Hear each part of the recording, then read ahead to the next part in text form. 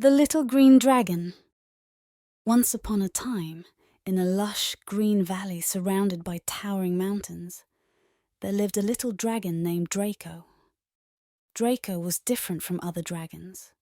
While most dragons breathed fire and had scales that shimmered in shades of gold and red, Draco's scales were a vibrant green, and instead of breathing fire, he had the special ability to make plants grow with his breath. Draco loved his home in the valley. He spent his days exploring the forest, playing with the animals, and helping the plants grow. Despite his many friends, Draco sometimes felt lonely because he was the only dragon of his kind. One sunny morning, while Draco was helping a field of wildflowers bloom, he heard a soft cry coming from the edge of the forest. Curious, he followed the sound and found a tiny, injured bird lying on the ground. The bird had a beautiful blue plumage, but was unable to fly because of a hurt wing.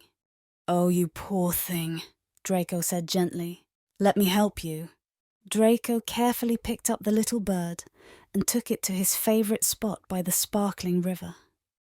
He used his gentle green breath to make a bed of soft moss and flowers for the bird to rest on. Every day, Draco brought the bird food and used his breath to help heal its wing.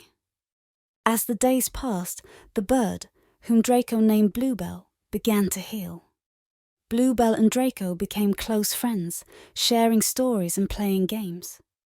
Bluebell would sing beautiful songs that filled the valley with music, and Draco would make the flowers dance with his breath.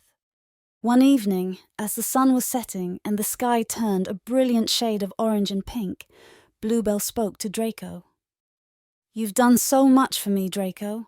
I want to help you find other dragons like you." Draco's eyes sparkled with hope. "Really? But how will we find them?"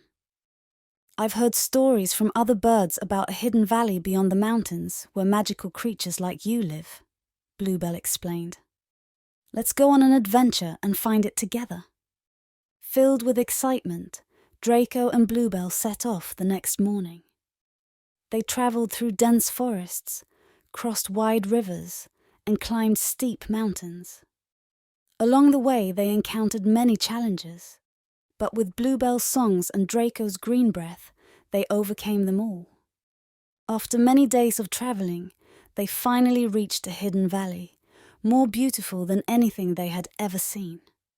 The valley was filled with lush greenery, sparkling streams, and flowers of every color imaginable. And there, in the middle of the valley, were dragons just like Draco, green-scaled and able to make plants grow with their breath.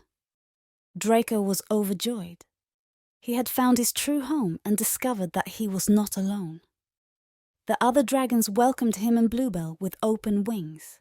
Draco introduced his new friends to Bluebell, and they all celebrated with a grand feast, surrounded by blooming flowers and the sweet melodies of Bluebell's songs.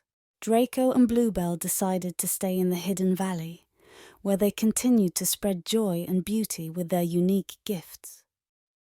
Draco never felt lonely again, and he and Bluebell remained the best of friends, always ready for a new adventure. And so, in the hidden valley where the green dragons lived, Draco and Bluebell found their happily ever after.